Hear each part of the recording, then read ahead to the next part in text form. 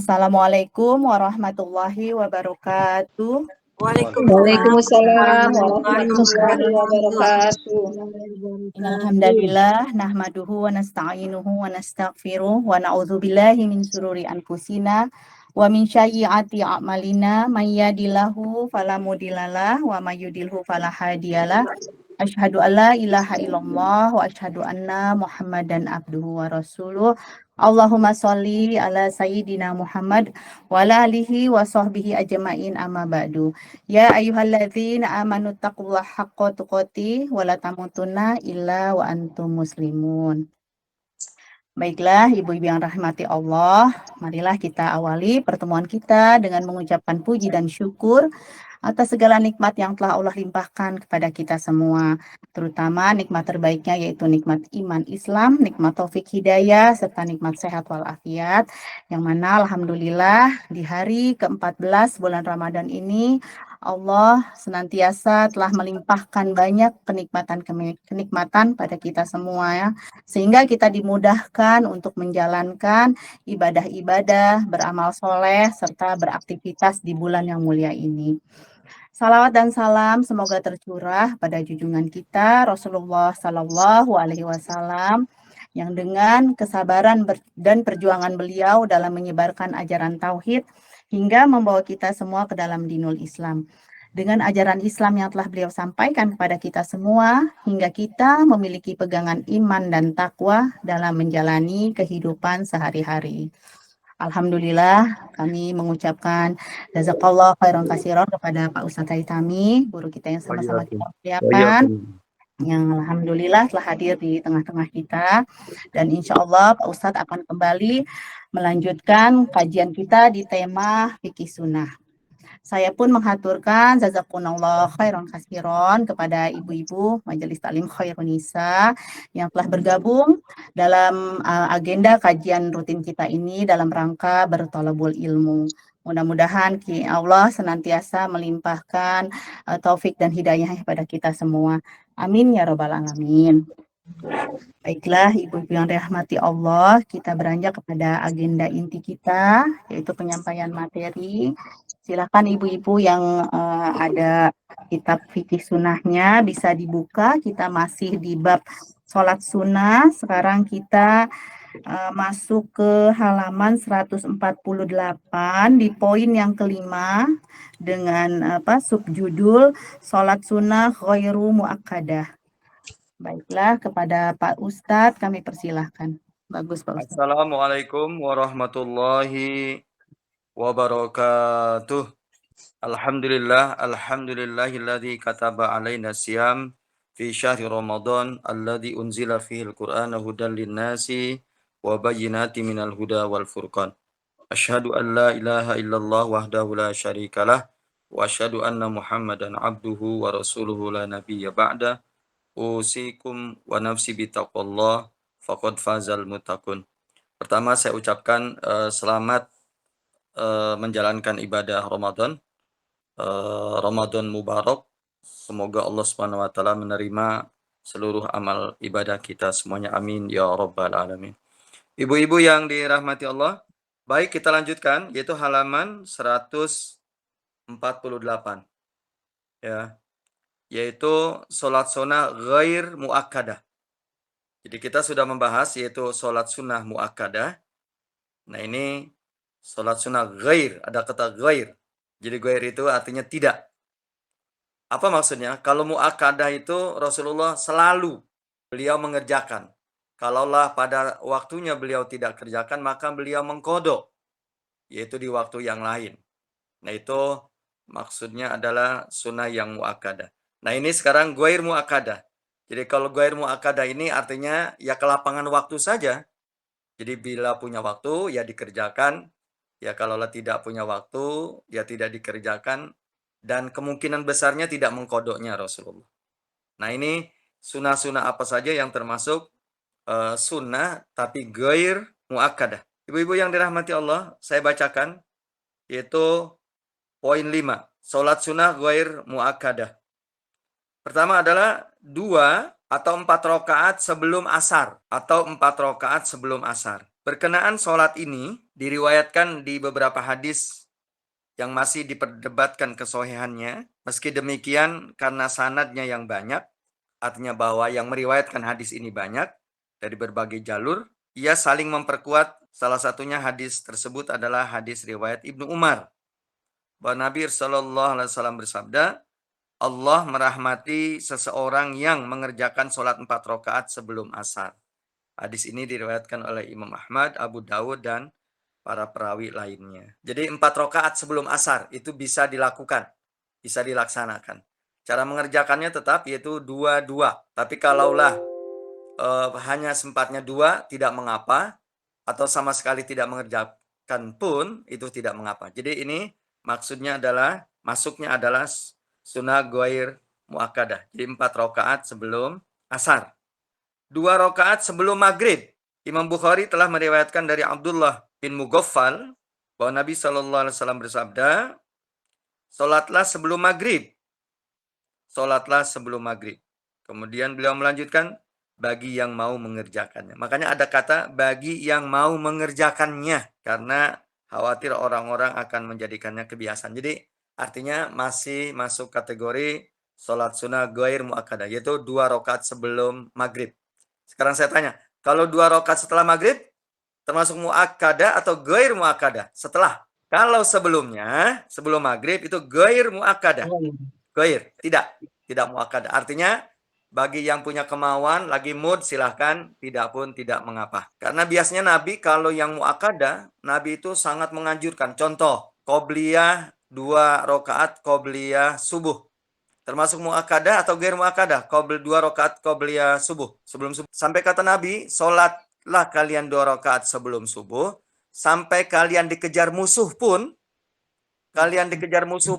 kalian sempatkan sholat sunnah 2 rakaat sebelum subuh. Coba bayangkan, bagaimana orang dikejar musuh, tapi dia juga mesti lakukan itu. Artinya itu perintahnya sangat-sangat dianjurkan. 2 rakaat sebelum maghrib, Rasulullah mengatakan bagi yang mau, kata beliau, bagi yang mau mengerjakan. Jadi artinya kelonggaran di sini. Makanya dimasukkan oleh para ulama bahwa sholat qobliyah 2 rakaat qobliyah maghrib itu ghair muakkadah. Baik, kalau sudah paham lanjutkan. Kemudian 2 rakaat sebelum isya. Jamaah, maksudnya para perawi hadis, meriwayatkan dari Abdullah bin Mughaffal bahwa Nabi bersabda, antara azan dan iqamat ada sholat. Ya, antara azan dan iqamat ada sholat. Kemudian ia melanjutkan bagi yang mau mengerjakannya. Begitu. Artinya bahwa di seluruh sholat 5 waktu, bahwa antara azan dan iqamat ada sholat. Karena isya ini tidak disebutkan dalam satu hadis, ya maka dia masuk kategori termasuk ghair muakkadah. Begitu. Ada kemauan, mangga dipersilahkan. Ghair muakkadah. Baik, mungkin itu selesai pembahasan tentang sholat sunnah ghair muakkadah. Jadi 4 rakaat sebelum asar, 2 rakaat sebelum maghrib, dan 2 rakaat sebelum isya. Kita lanjutkan sholat sunnah yang lain. Berikutnya adalah yang keenam, sholat witir. Witir itu artinya ganjil. Ya, sholat ganjil. Minimal 1. Hukum sholat witir adalah sunnah muakkadah. Perhatikan. Hukum sholat witir adalah sunnah muakkadah. Ini adalah sholat yang diperintahkan dan dianjurkan oleh Rasulullah Sallallahu Alaihi Wasallam. Imam Ali menuturkan, sholat witir tidak wajib seperti sholat-sholat fardu kalian. Rasulullah telah mengerjakan sholat witir dan ia bersabda, wahai pemilik Al-Quran, kerjakanlah sholat witir. Karena Allah itu adalah witir, maksudnya ganjil, 1, dan menyukai sesuatu yang witir atau ganjil. Hadis riwayat Imam Ahmad, kemudian Ashabus Sunan, dan dihasankan oleh Imam At-Tirmizi. Berdasarkan kesepakatan para ulama, maka sholat witir adalah sesudah sholat isya hingga terbitnya fajar, artinya hingga subuh. Jadi setelah subuh, azan subuh berarti sudah habis ya waktu witir. Abu Mas'ud Al-Ansari menuturkan, Rasulullah Sallallahu Alaihi Wasallam mengerjakan sholat witir di awal malam. Kemudian beliau juga mengerjakannya di pertengahannya. Dan beliau juga mengerjakan di akhir. Artinya ini waktu pilihan. Boleh kita mengerjakannya setelah sholat isya awal. Sholat Isya awal itu artinya sekitar jam 7-an ketika tiba waktu sholat Isya.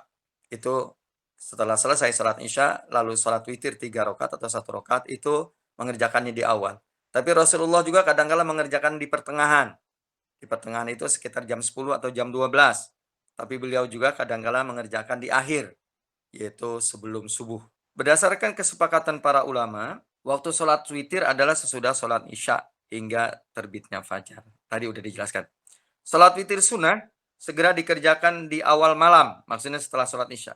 Untuk orang yang khawatir tidak bisa bangun di akhir malam. Sholat ini juga sunnah dikerjakan di akhir malam bagi orang yang yakin ia akan bangun di akhir malam. Jabir menuturkan, Rasulullah SAW bersabda, orang yang mengira tidak bisa bangun di akhir malam, hendaklah ia mengerjakan witirnya di awal. Sedangkan yang yakin dia akan bangun di akhir malam, maka hendaklah mengerjakannya di akhir malam. Karena sholat di akhir malam dihadiri oleh para malaikat, dan ia jauh lebih utama. Ya, hadis riwayat Imam Muslim. Walaupun begitu, Rasulullah telah berpesan kepada sebagian sahabatnya untuk tidak tidur sebelum mengerjakan sholat witir, untuk lebih berhati-hati. Jadi artinya di awal malam. Begitu sangat dianjurkan oleh Rasulullah, makanya para ulama memasukkan sholat witir ini termasuk mu'akkadah. Ya, dan sholat witir ini termasuk mu'akkadah. Sedangkan untuk jumlah rakaatnya, Imam Tirmizi mengatakan telah diriwayatkan dari Nabi SAW witir itu bisa 13, 11, 9, 7, 5, 3, dan 1. Jadi minimal 1. Ishaq bin Rahwai menuturkan, makna telah diriwayatkan dari Nabi sholat witir sebanyak 13 adalah Rasulullah mengerjakan sholat malam sebanyak 13 rakaat dengan witir, maksudnya digabung. Jadi katakanlah beliau sholat genap-genapnya 2, 2, 2, 2, 2, sebanyak 5 kali, berarti 10. Setelah itu dikerjakan 3. Itu maksudnya. Jadi makanya kita tidak bisa bedakan tuh istilah tahajud, sholat malam. Ya boleh saja ibu niat sholat tahajud, begitu ya. Ibu niat sholat malam, kemudian nanti ganjilnya, nah itu ibu niatkan sholat witir, gitu lebih baik ya. Katakanlah 2 rakaat. Ibu mau mengerjakan 11 umpamanya, dalam hadis yang lain, ibu 2 niat sholat malam atau sholat tahajud 2, 2, 2, 2. Setelah 4 kali umpamanya, yaitu berikutnya terakhir 3-nya itu adalah niatkan sholat witir. Sholat witir boleh dikerjakan 2 rakaat, lalu dilanjutkan dengan 1 rakaat dengan 1 tasyahud dan 1 salam. Sebagaimana pernah ditanyakan oleh ibu waktu itu kita di rumah Bu Sofia.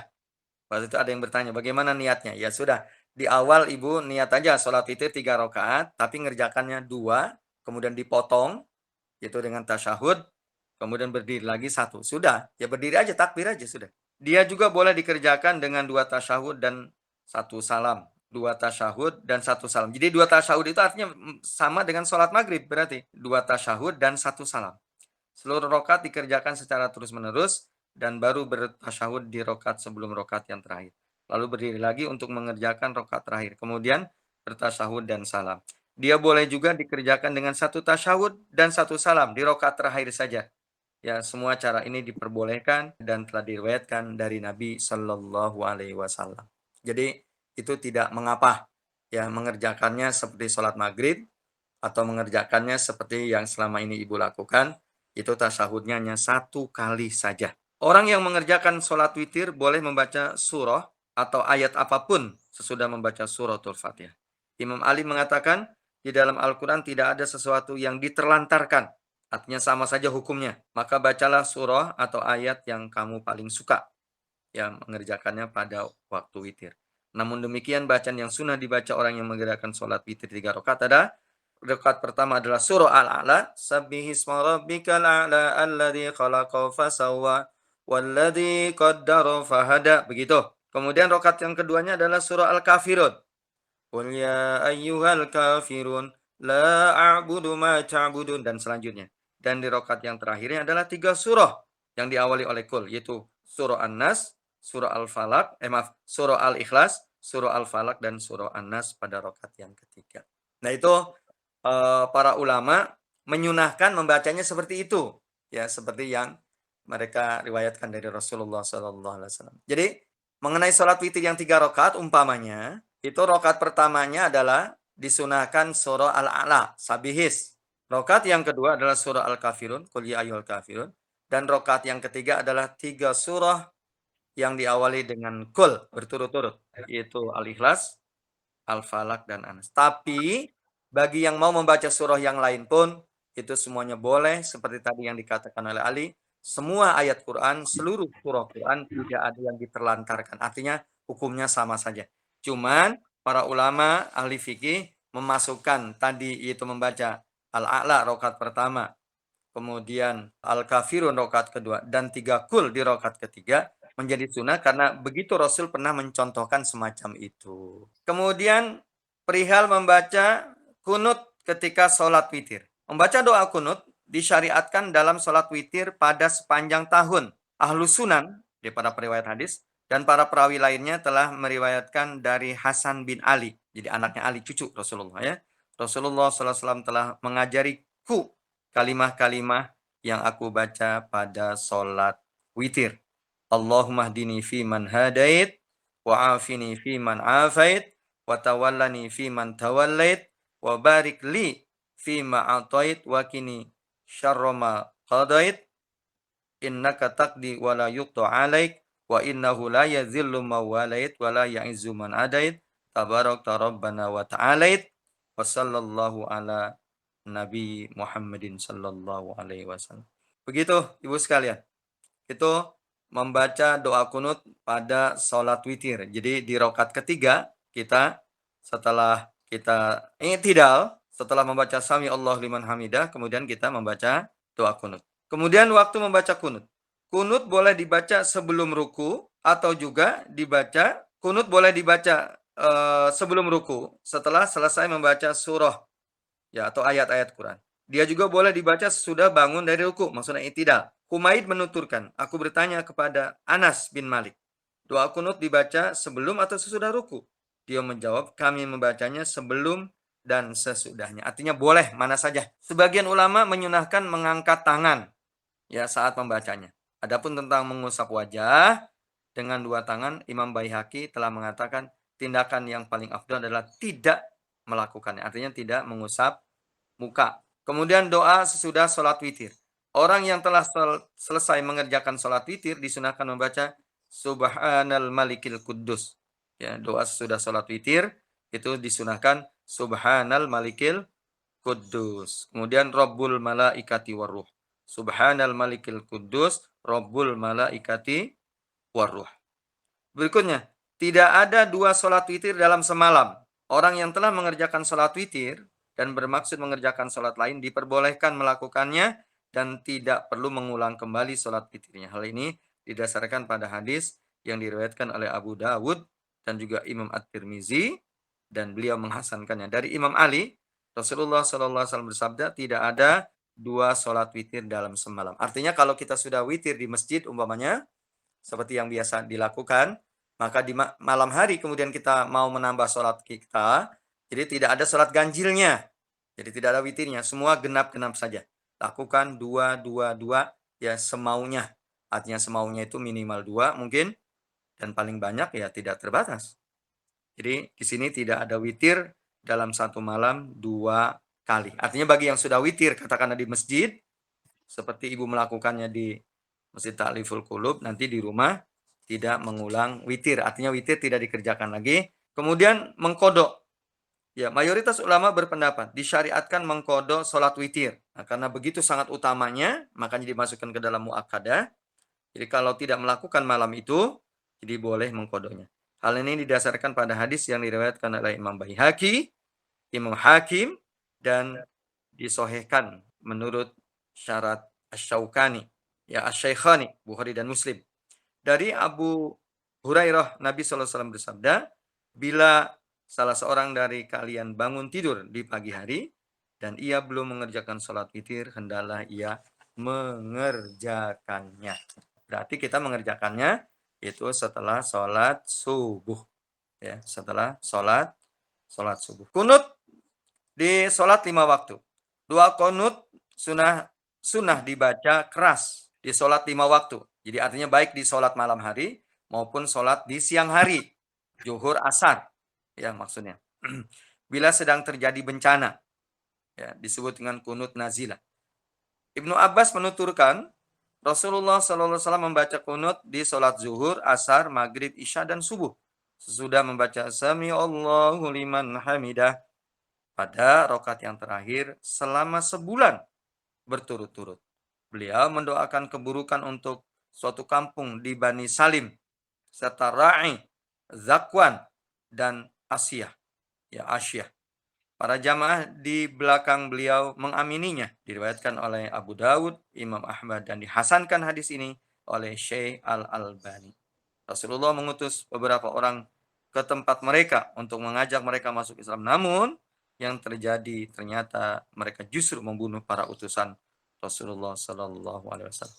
Kirimah menambahkan ini adalah awal disyariatkannya kunut. Kemudian kunut ketika sholat subuh. Kunut ketika sholat subuh disyariatkan ketika sedang terjadi bencana. Seperti dijelaskan di atas tadi. Saat itulah amalan ini disyariatkan untuk dibaca di dalamnya dan di seluruh sholat fardu seperti yang dijelaskan di atas. Hal ini didasarkan pada hadis yang diriwayatkan Ibnu Hibban dan Ibnu Huzaimah. Dan dia telah mensahihkannya dari Anas. Nabi hanya kunut ketika mendoakan kebaikan untuk suatu kelompok, untuk mendoakan keburukan suatu kelompok. Nah, saya menggarisbawahi, jadi kunut ini termasuk masalah yang khilafiyah. Masalah diperselisihkan perihal sholat kunut, membaca kunut di setiap sholat subuh, yaitu pada saat tidak terjadi bencana. Ini masalah yang diperselisihkan. Ibu-ibu boleh yaitu berkunut, ya seperti yang disunahkan oleh Imam Syafi'i, atau ibu tidak berkunut seperti pendapat yang lain, termasuk ya pendapat penulis kitab ini yaitu Syekh Said Sabiq. Jadi Syekh Said Sabiq tidak menyunahkan kunut subuh di setiap subuh, kunut subuh di setiap subuh. Adapun Imam Syafi'i menyunahkannya, tinggal ibu boleh mengambil dari salah satu yang dua tadi. Sebelum kita lanjutkan dengan sholat malam, saya tanya dulu mengenai kunut, terutama masalah krusial. Saya tanya dulu, Ibu sudah paham, mengerti sikap Ibu seperti apa? Ya. Afwan Ustadz, yang Ya, witir silakan. boleh nanya Ustadz. Mangga. Witir itu kan sholat ganjil Ustadz. Nah kalau misalnya sholat witir itu dilakukan 3 rakaat, 2 salam itu bagaimana Ustadz? Afwan. Iya, itu pernah ditanyakan. Waktu kita ngaji di Bu Sofia waktu itu, ada yang bertanya, gimana Pak? Katanya kan witir itu ganjil. Betul. Katanya witir itu ganjil. Tapi kok kita jadi 2-1 katanya. Duanya bagaimana niatnya? Jadi nggak apa-apa itu. Masalah yang semacam itu tidak mengapa, Bu. Artinya Ibu niat witirnya 3 rakaat, tetapi witirnya dibagi 2, gitu kan? Iya. Itu 2 plus 1. Jadi nggak apa-apa, Ibu niat artinya sholat Afwan, artinya dibolehkan seperti itu ya Ustaz, iya. ada dalilnya gitu Ustaz ya. Ada, ya. Artinya masalah itu masalah yang tidak mengapa. Ibu niat sholat witir 3 rakaat, tetapi ngerjakannya dipotong. Ya, itu 2 plus 1. Begitu. 2 plus 1. Begitu. Ya nggak apa-apa, nggak mengapa. Gitu, masih kemarin masih ragu-ragu dengan adanya keterangan dari Ustaz, insya Allah. Ya, ini sudah. Ya. Karena ini berkali-kali kita jelaskan bahwa witir itu bisa minimal 1, banyak tidak terhitung, kemudian mengerjakannya boleh. Katakanlah yang 3 ngerjakannya 2-1. Itu boleh begitu, Bu. Jadi niatnya tetap Ibu 3 rakaat saja. Niat 3 rakaat tetapi mengerjakannya 2 salam, kemudian setelah itu berdiri lagi, itu 1 rakaat. Ya. Baik Ustaz, jazakallah Ustaz. Iya, Bu. Mangga. Kita lanjutkan tentang qiyamul lail, salat malam. Ya. Allah Subhanahu wa taala menjelaskan bahwa orang-orang yang selalu mengerjakannya adalah orang-orang baik, berhak atas kebaikan dari rahmat Allah. Ini Ibu lihat di dalam surah Az-Zariyat, surah 51 ayat 15 sampai 18. Allah menjelaskan tentang orang-orang yang bertakwa, yang disediakan surga dan di dalamnya ada mata air. Dia memperoleh karunia, nikmat, fasilitas Allah berikan kepada mereka ketika di surga. Siapa mereka itu? Nah, ini dijelaskan, Bu, pada surah Az-Zariyat ayat 15-18. Siapa mereka itu? Innahum kanu qabla dzalika muhsinin. Mereka adalah orang-orang yang ketika hidup di dunia, ya selalu melakukan amal soleh, kebaikan-kebaikan. Kebaikan untuk dirinya, kebaikan untuk keluarganya, kebaikan untuk tetangga, atau kebaikan untuk orang lain. Kemudian juga melakukan ibadah-ibadah wajib, melakukan ibadah-ibadah sunnah, melakukan ibadah-ibadah yang sifatnya anjuran, dan lain sebagainya, dan lain sebagainya. Senantiasa dia inginnya melakukan kebaikan-kebaikan saja. Kemudian mereka adalah orang-orang yang ketika malam hari mereka menjauhkan lambungnya dari tempat tidur. Maksudnya melakukan sholat malam. Kemudian di waktu sahur, di waktu makan sahur, di waktu menjelang subuh maksud saya, itu disebut dengan waktu sahur.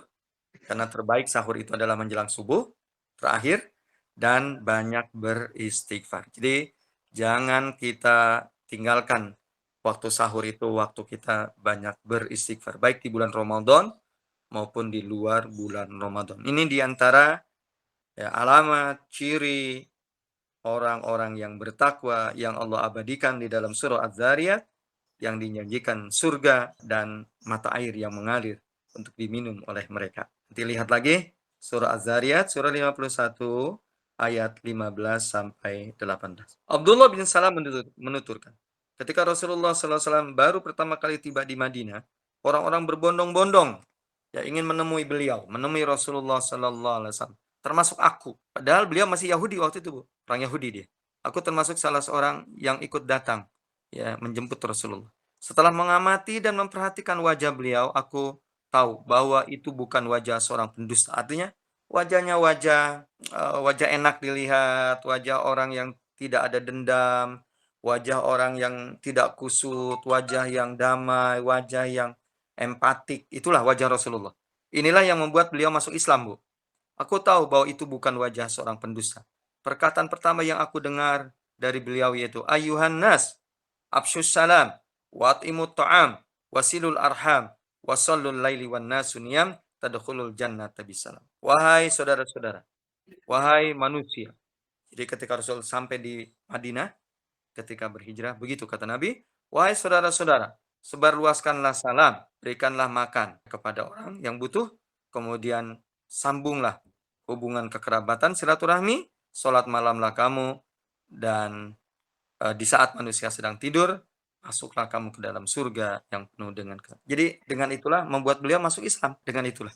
Karena coba Ibu perhatikan ya, perkataan Rasulullah ternyata lebih banyak sosialnya ya dibandingkan dengan ibadah ritual. Coba perhatikan, lebih banyak melakukan kebaikan-kebaikan. Coba menyebarluaskan salam itu sosial, memberikan makan sosial, silaturahmi sosial.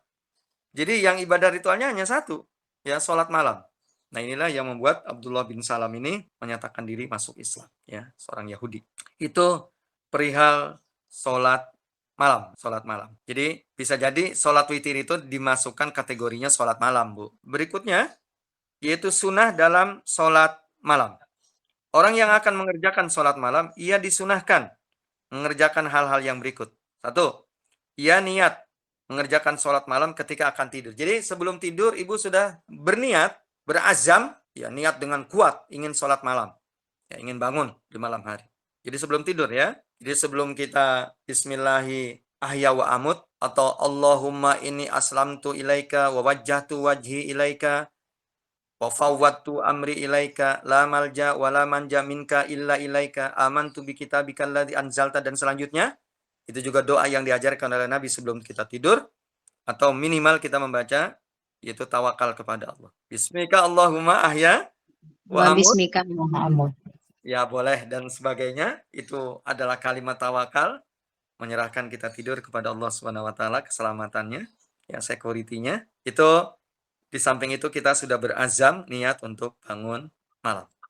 Kemudian berikutnya adalah mengusap wajah ketika bangun. Ya, bangun tidur kita usap wajah kita.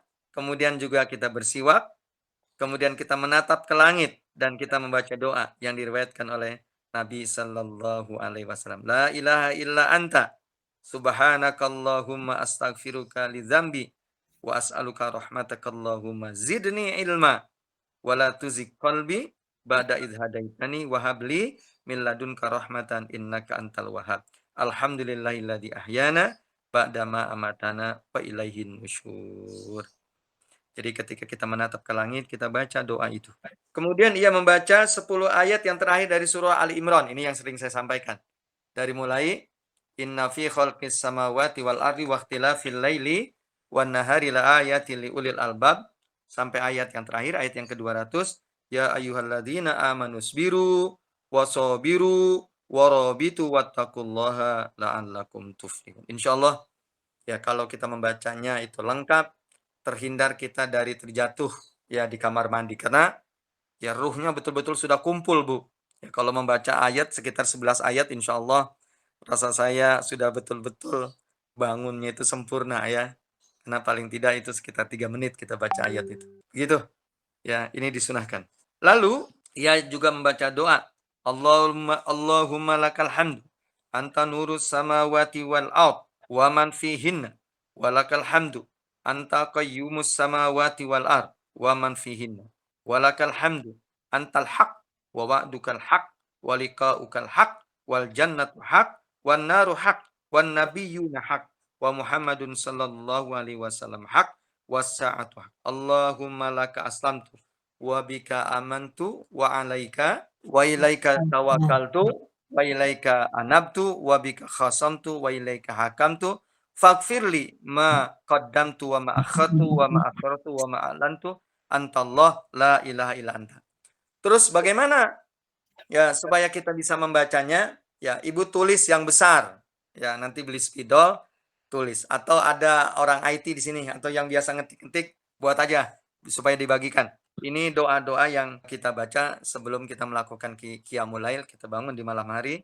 Itu doa-doa sunnah yang diajarkan oleh baginda Rasulullah sallallahu alaihi wasallam. Hadisnya itu muttafaqun alaih. Doa Allahumma lakal hamdu anta nurus samawati wal ardi wa man fihinna dan selanjutnya itu sampai antallah la ilaha illa anta. Kemudian berikutnya membuka sholat malam dengan mengerjakan sholat sunnah 2 rakaat yang ringan saja. Jadi sholat ringan. Jadi ini tidak termasuk kategori tadi 11 atau 13. Sholat yang ringan 2 rakaat. Bacanya surah yang pendek-pendek saja. Bawahnya surah An-Nas, kemudian surah Al-Falaq atau surah An-Nas, kemudian surah Al-Kautsar umpamanya. Jadi pendek saja sholatnya. Membuka sholat malam dengan mengerjakan sholat sunnah 2 rakaat ringan. Lalu ia lanjutkan dengan mengerjakan sholat malam sebanyak yang ia kehendaki. Abu Hurairah meriwayatkan bahwa Nabi SAW idza qama ahadukum minal laili falyaftah sholatahu bi raka'ataini khafifataini. Kata Nabi, apabila salah seorang di antara kalian bangun malam untuk melakukan qiyamul lail, maka bukalah sholatnya dengan sholat 2 rakaat yang sangat ringan. Jadi ini tidak dimasukkan dalam kategori tadi. Ya 11 atau 13 atau 15 tidak masuk. Atau karena witirnya sudah dilakukan, berarti tinggal yang genap-genapnya saja. Yang 2 ini tidak dimasukkan. Ya sholat. Karena gini Bu, kenapa Rasulullah melakukan sholat yang sangat ringan? Karena Rasulullah itu sholatnya memang bacaannya panjang. Karena sebaik-baik sholat malam adalah sholat yang berdirinya lama. Artinya berdirinya lama, maksudnya adalah yaitu membaca surah. Makanya mohon maaf, saya ingin kembali lagi mengingatkan Ibu, duduk Ibu. Silahkan duduk.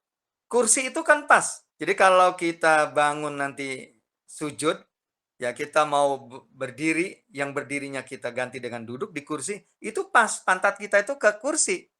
Pasti itu begitu kan, kursi itu sudah dibuat sedemikian rupa. Tingginya kurang lebih 60 atau 70 cm begitu. Itu pas kita duduk. Jadi kursi yang ada tangannya begitu. Nah kita sambil pegang Quran, mushaf. Jadi sehingga sholat kita berdirinya lama. Maksudnya kita duduk. Paham maksud saya Ibu? Insyaallah Ustaz paham. Baik. Ya, jadi jangan mempersulit diri, Bu ya.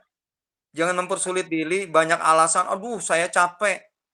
Ya, nggak bisa berdiri. Duduk, Ibu duduk saja. Duduk di kursi boleh. Mau duduknya di tempat sujud juga boleh. Silahkan, mana menurut Ibu yang paling enak. Jadi bacanya sehingga kita bisa panjang. Bisa baca 2 halaman tuh 1 rakaatnya.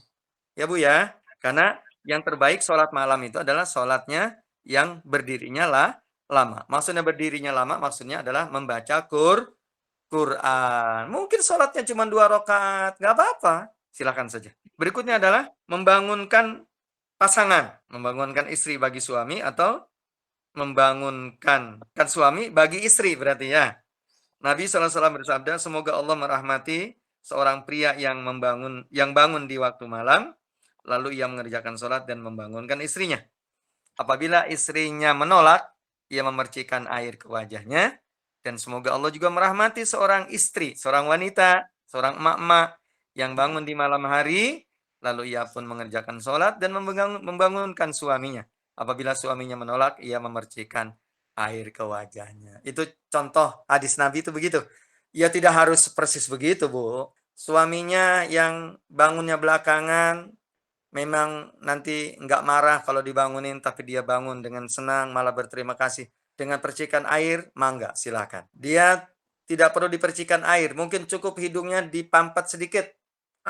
Gitu. Dia berterima kasih, boleh juga. Atau yang dicubit sayang suaminya karena lambat bangun juga boleh. Silakan. Itu contoh hadis aja, Bu, memercikan air. Hadis ini diriwayatkan Imam Abu Daud ya, dan perawi lainnya dengan sanad yang sahih. Meninggalkan sholat dan tidur jika ngantuk, ya hingga ngantuknya hilang. Aisyah meriwayatkan dari Nabi SAW bersabda, "Idza qama ahadukum minal laili fasta'jamil Qur'an ala lisani, falam yadri ma yaqulu falyattaji." Apabila salah seorang di antara kamu mengerjakan sholat malam, lalu bacaan Qur'annya kacau karena ngantuk umpamanya, dan dia tidak tahu apa yang dibacanya, maka hendaklah ia berbaring. Maksudnya tidur. Gitu. Jadi tidak diizinkan. Tetap. Jadi kalau memang ngantuk, ternyata baca Quran kita sampai salah, maka kita tidur. Makanya tadi kembali lagi. Jadi kita berdirinya lama, berdirinya diganti dengan duduk, boleh di kursi. Ya, cari kursi yang paling enak kita duduki, sehingga kita baca Qurannya sambil megang mushaf. Ya Bu ya. Jadi baca Qurannya pada saat sholat itu jauh lebih utama. Kemudian berikutnya tidak memberatkan diri. Mengerjakannya menurut kemampuan dan melakukannya secara kontinu serta tidak meninggalkannya kecuali karena sangat-sangat terpaksa. Contohnya umpamanya safar atau sakit atau hal lain yang membuat ia tidak bisa melakukan malam itu. Tapi tentu ia tidak memberatkan dirinya. Sebagaimana hadis, "Khudzu minal a'mal ma tutikun, fa wallahi la yamallullah hatta tamallu." Ambillah atau lakukanlah amal semampu kamu, dan Allah ya tidak akan bosan ya menerima amalmu sampai kamu sendiri yang bosan.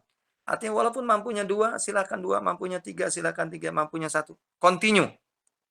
Ya melakukannya continue. Sholat malam boleh dikerjakan di awal malam, boleh di pertengahan, boleh di akhir. Asal dikerjakannya sesudah sholat Isya. Ketika menceritakan cara sholat Rasulullah, sahabat Anas menuturkan, setiap kami ingin melihatnya sholat, pasti kami melihatnya sedang sholat. Dan setiap kami ingin melihatnya tidur, pasti kami melihatnya tengah tidur. Beliau terus-menerus puasa sepanjang bulan, hingga kami mengatakan yang beliau selalu berpuasa, dan beliau tidak pernah berpuasa di sepanjang bulan, hingga kami mengerjakannya. Beliau tidak pernah berpuasa. Jadi artinya bahwa sholat malam ataupun puasa sifatnya sunnah, dan itu adalah kelapangan waktu yang kita miliki. Kita sedang mood melakukannya, mangga. Itu tidak ada batasannya. Tidak ada batasannya. Meski demikian, waktu yang paling afdol, utama untuk mengerjakannya adalah sepertiga malam yang terakhir. Ini yang paling utama. Tapi bukan berarti menghalangi seseorang yang melakukan sholatnya, yaitu di awal malam setelah sholat Isya awal. Abu Hurairah meriwayatkan bahwa Rasulullah SAW bersabda, "Yanzilu Rabbuna kulla laila ila sama'id dunya hatta yabqa sulusul lail al-akhir. Fayaqulu man yad'uni fastajibalah wa man yas'aluni fa'tiyahu man yastaghfiruni fa'ghfirulah." Allah Subhanahu wa taala, Tuhan kami turun ke langit dunia hingga sepertiga malam yang terakhir, lalu ia berkata, siapa orang yang meminta kepadaku, aku akan kabulkan. Siapa orang yang berdoa kepadaku, aku akan ijabah.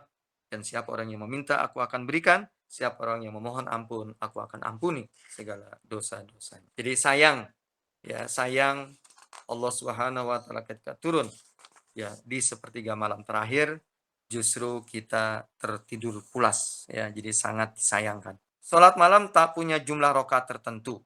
Dia bisa disebut salat malam ya walau hanya dikerjakan 1 rakaat ya setelah salat Isya. Yang paling afdol adalah selalu mengerjakannya 11 atau 13. Orang yang mengerjakannya diberi keluasan untuk menyambungnya atau memutusnya. Ya menyambung itu tadi memutus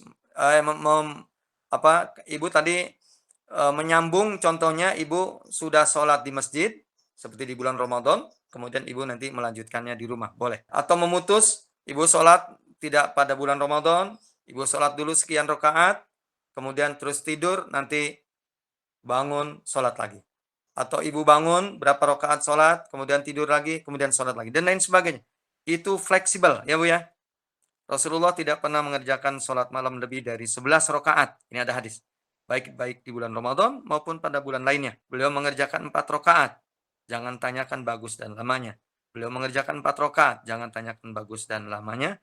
Kemudian beliau mengerjakan 3 rakaat. Nah, ini hadis Aisyah, Bu. Jadi Rasulullah mengerjakannya 4, 4, 3. Ini hadis Aisyah. Jadi boleh semacam itu pun. Ya Rasulullah, apakah Anda tidur sebelum mengerjakan sholat witir? Beliau menjawab, ya Aisyah, mataku tidur tapi hatiku tidak tidur. Lantas bisakah sholat itu dikodok? Jawabannya adalah hadis berikut ini. Muslim meriwayatkan dari Aisyah, apabila tidak sempat mengerjakan sholat malam karena sakit dan sebagainya, Rasulullah menggantinya dengan mengerjakan sholat 12 rakaat di siang hari. Maksudnya begini Bu, jadi kodok ini jadi sifatnya genap. Contoh, seseorang yang biasa melakukan sholat malamnya hanya 3, tapi malam itu dia tidak mengerjakan karena satu hal, ya sakit dan lain sebagainya. Dia mengerjakannya di siang hari, yaitu setelah sholat subuh sebelum zuhur, mengerjakannya genap. Jadi kalau 3 jadi 4 gitu Bu ya. Jadi kalau 3 nanti menjadi 4. Dia mengerjakannya 2-2. Kalau dia mengerjakannya biasanya 5, maka dia tidak mengerjakan malam itu, lalu dia mengkodonya di siang hari, yaitu mengerjakannya jadi 6. 2, 2, 2. Kalau dia 11, jadi nanti jadi 12. Gitu maksudnya Bu. Ini cara mengkodok sholat malam yang ia terlewat, tidak mengerjakannya karena satu hal, maka dia mengerjakannya yaitu di siang hari. Waktunya adalah setelah sholat subuh sampai menjelang sholat zuhur. Mengerjakannya menjadi digenapkan. Menjadi digenapkan. Mengenai sholat tarawih yang ke-8. Sholat tarawih hukumnya sunnah. Dikerjakan setelah sholat isya dan sebelum sholat witir dengan 1 salam, 2 rakaat, 2 rakaat. Jadi ngerjakannya 2-2. Boleh juga dikerjakan setelah sholat witir. Tapi yang demikian itu kurang afdol.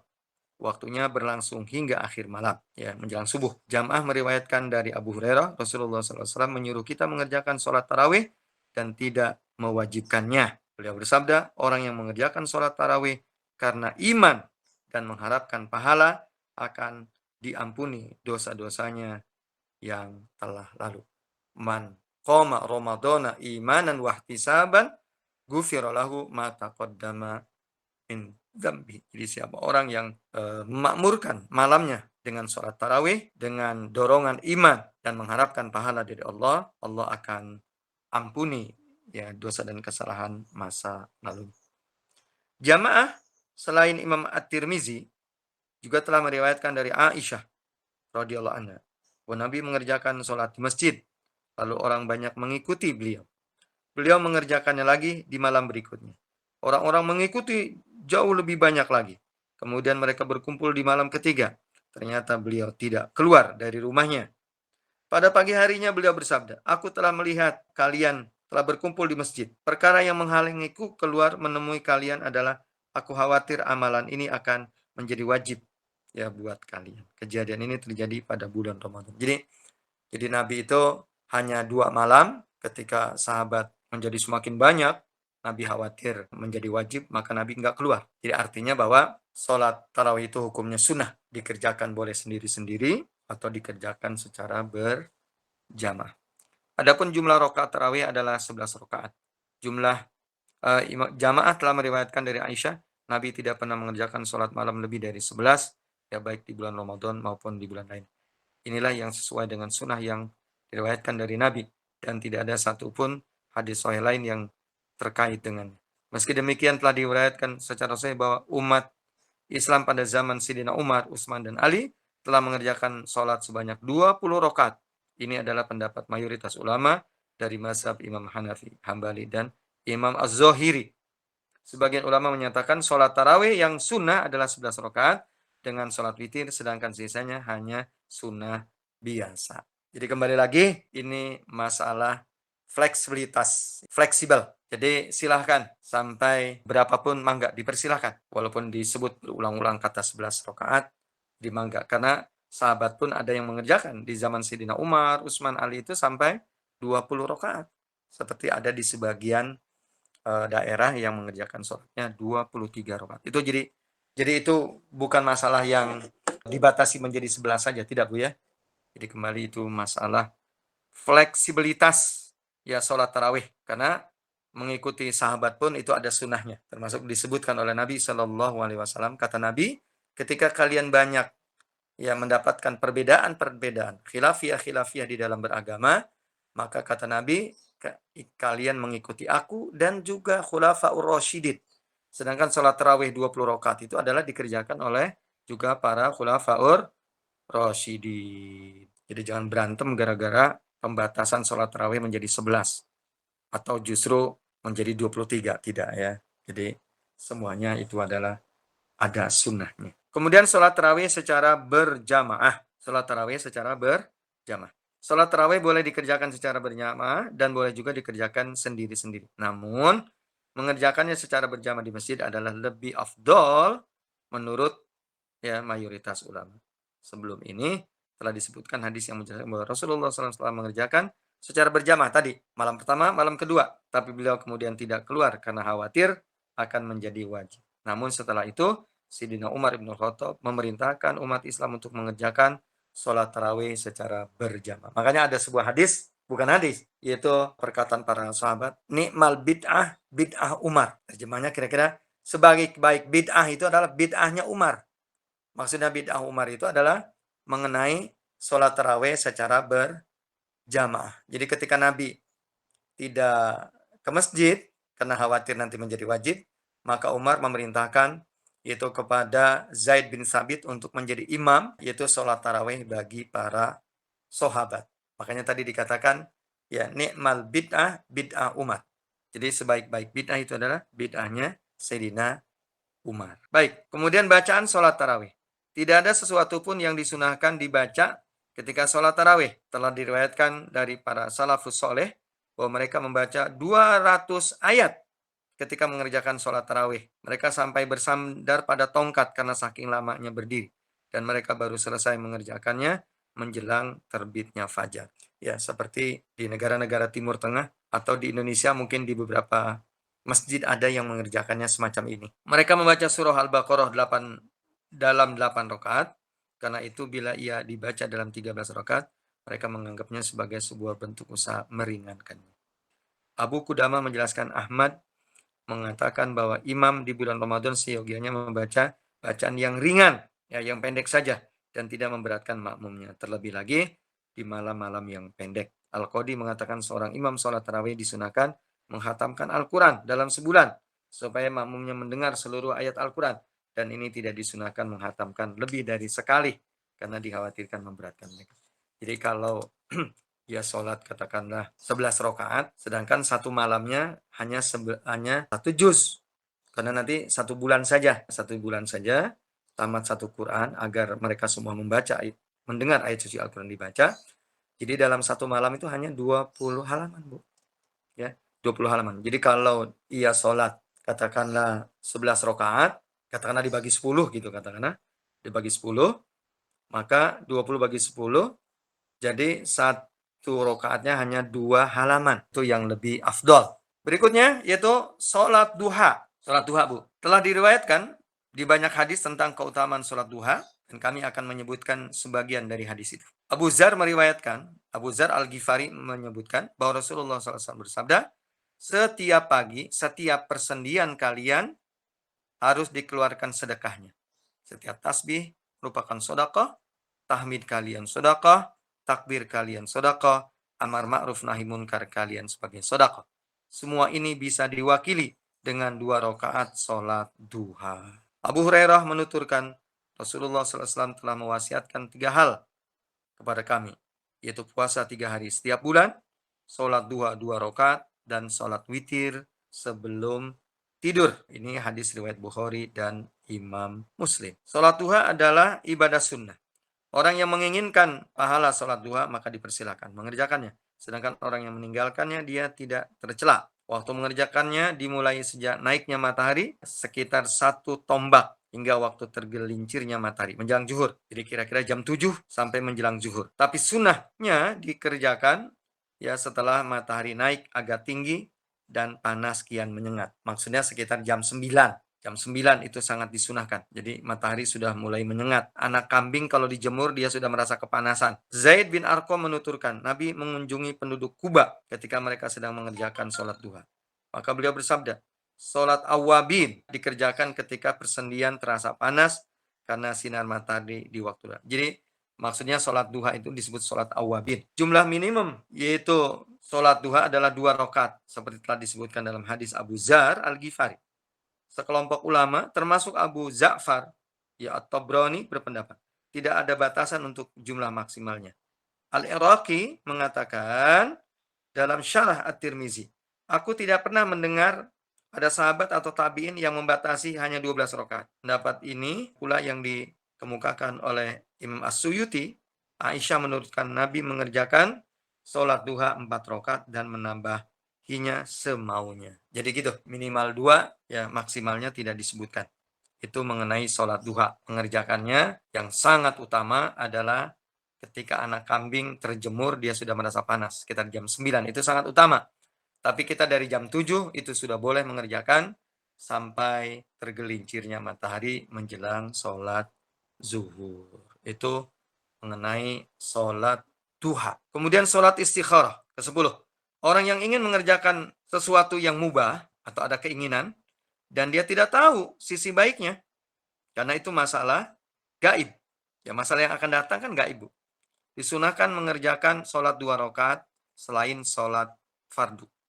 Jadi sholat istikharah itu 2 rakaat. Walaupun ia sholat sunnah rawatib atau sholat tahiyatul masjid. Walaupun ia sholat sunnah rawatib atau sholat sunnah tahiyatul masjid. Ia boleh mengerjakannya kapan saja. Dan membaca surah atau ayat apapun yang ia mau membacanya setelah suratul Fatihah.